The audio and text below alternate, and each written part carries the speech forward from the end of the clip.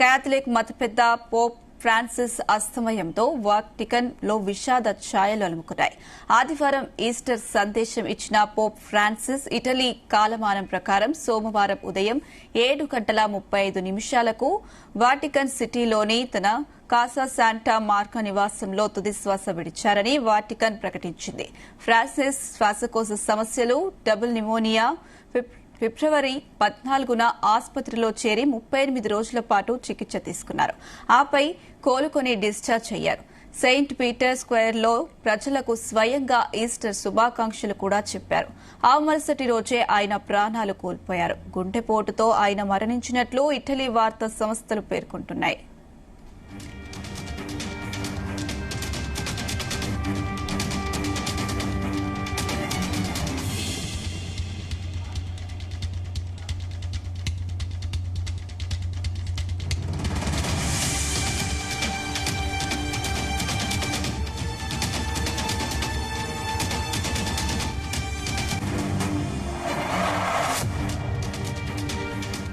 Francis తనను basilica of Santa Mariya మ్యాగోరియాలో సమాధి చేయాలని కోరుకున్నారు. కాగా పోప్ అంత్యక్రియల ప్రక్రియలో ఫ్రాన్సిస్ కొంతకాలం క్రితం కొన్ని మార్పులు చేశారు. వాటికన్ సిటీ వెలుపల కూడా పోప్ ను సమాధి చేసేలా ఆ మార్పులు జరిగాయి. దీని ప్రకారమే పోప్ ఫ్రాన్సిస్ అంత్యక్రియలు జరుగుతాయి. పోప్ మరణాన్ని ధృవీకరించిన తర్వాత ఆయన వంకరాన్ని ధ్వంసం చేస్తారు. పోప్ పార్థివ దేహాన్ని బాసిలికా ప్రజలు సందర్శనార్థం ఉంచుతారు. ఆపై ఆచారాల ప్రకారం పోప్ పార్థివ దేహాన్ని ఖననం చేస్తారు. పోప్ చనిపోయిన తర్వాత 4 నుంచి 6 రోజుల్లో అంత్యక్రియలు పూర్తి చేస్తారు. అంత్యక్రియల తర్వాత 9 రోజుల సంతాప దినాలు ప్రకటిస్తారు. ఫ్రాన్సిస్ మృతి పట్ల భారత ప్రభుత్వం 3 రోజుల సంతాప దినాలుగా ప్రకటించింది.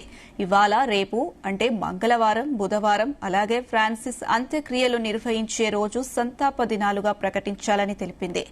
పాప్ ఫ్రాన్సిస్ వచ్చే ఏడాది భారతదేశానికి రావాల్సి ఉండగా ఇంతలోనే ఆయన మరణించడం బాధాకరం.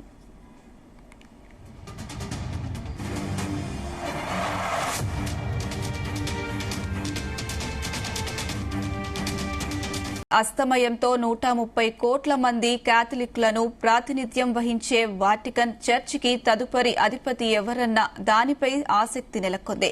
ప్రస్తుతం ఉన్న కార్డినళ్లలో ఒకరు ఆ పదవిని చేపడతారు. ఇందుకోసం శతాబ్దాలుగా అనుసరిస్తున్న రహస్య ఓటింగ్ విధానంలోనే కార్డినళ్లు కొత్త పోప్ ను ఎన్నుకున్నారు.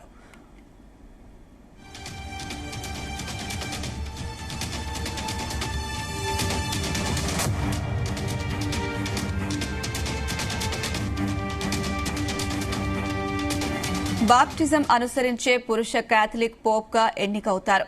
1378 నుంచి కార్డినళ్లలో ఒకరినే పోప్ గా ఎన్నుకుంటున్నారు. అయితే పోప్ గా ఎన్నికయ్యే వ్యక్తి 3/2 మెజారిటీ సాధించాల్సి ఉంటుంది.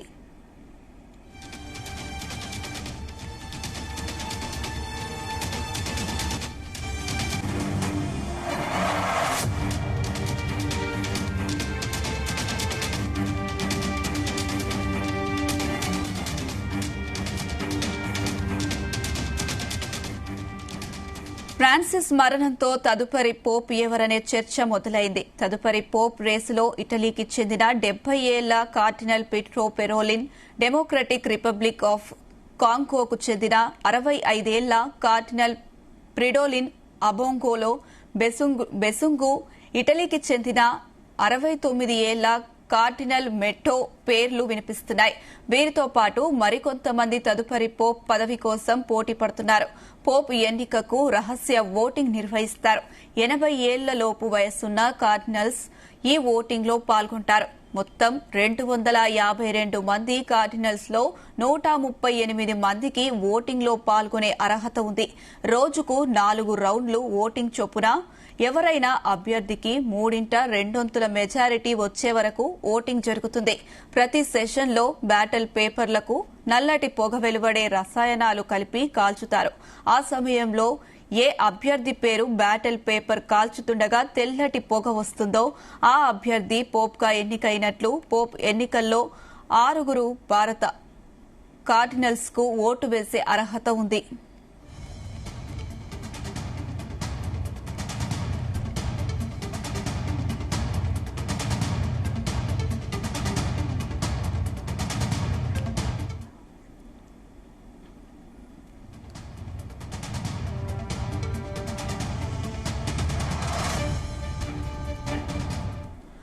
పోప్ మరణిస్తే కమెర్లింగోగా వ్యవహరిస్తున్న కార్డినల్ తప్పనిసరిగా ధృవీకరించాలి.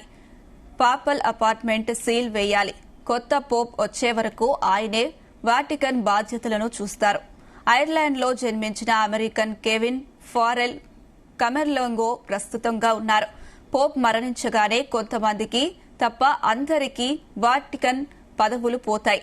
పోప్ సంతాప దినాల అనంతరం కార్డినళ్ల సమావేశం జరుగుతుంది. కొత్త పోప్ ను 80 ఏళ్లలోపు వయస్సున్న కార్డినళ్లు ఎన్నుకుంటారు. నిబంధనల ప్రకారం వారిలోనూ 120 మందికే ఓటు హక్కు ఉంటుంది. కానీ ప్రస్తుతం 80 ఏళ్లలోపు వారు 135 మంది ఉన్నారు. పోపు ఎన్నిక కోసం సమావేశం జరిగే సమయానికి ఈ కార్డినళ్లు సంఖ్య మార్పులు చోటు చేసుకోవచ్చు.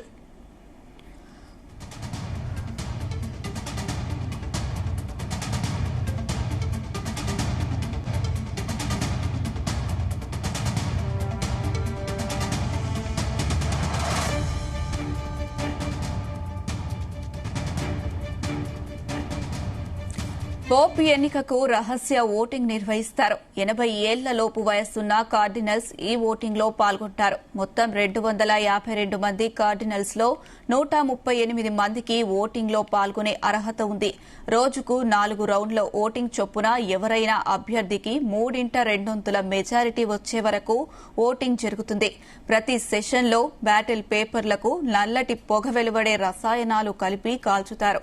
ఆ సమయంలో ఏ అభ్యర్థి పేరు బ్యాటిల్ పేపర్ కాల్చుతుండగా తెల్లటి పొగ వస్తుందో ఆ అభ్యర్థి పోప్గా ఎన్నికైనట్లు. పోప్ ఎన్నికల్లో 6 భారత కార్డినల్స్ కు ఓటు వేసే అర్హత ఉంది.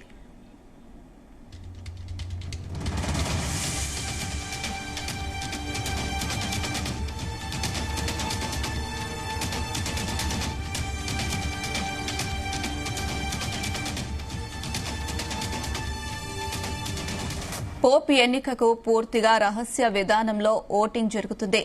సిస్టిన్ చాపెల్లో జరిగే ఓటింగ్ లో పాల్గొనే ప్రతి కార్డినల్ ఓటింగ్ సమయంలో చర్చించిన అంశాలను రహస్యంగా ఉంచుతానని ప్రమాణం చేయాల్సి ఉంటుంది. దీనిని ఉల్లంఘిస్తే బహిష్కరణ వేటు పడుతుంది. తొలి రోజు ఎవరికి 3/2 మెజారిటీ రాకపోతే రోజువారీ 4 రౌండ్ల చొప్పున ఎవరో ఒకరికి మెజారిటీ లభించే వరకు ఓటింగ్ జరుగుతుంది. ఈ ఎన్నికల ప్రక్రియకు మొత్తం 15 నుంచి 20 రోజుల సమయం పట్టొచ్చు. తొలి రోజు ఎన్నికల్లోనే 3/2 మెజారిటీ అవసరం. అదే 10-12 రోజుల వరకు మెజారిటీ రాకపోతే సాధారణ మెజారిటీని పరిగణలోకి తీసుకోవాల్సి ఉంటుందని సమాచారం. ఎన్నికల్లో ఎవరు విజయం సాధించకపోతే బ్యాటల్ పత్రాలను నల్లటి పొగను విడుదల చేసే ప్రత్యేక రసాయనాలతో కాల్చేస్తారు. అలా కాకుండా తెల్లటి పొగ వెలువడితే పోప్ ఎన్నికైనట్లు సంకేతం. బయట ఉన్న వారికి ఎన్నిక ఫలితాలు తెలియజేయడం కోసం ఈ విధానం వినియోగిస్తారు.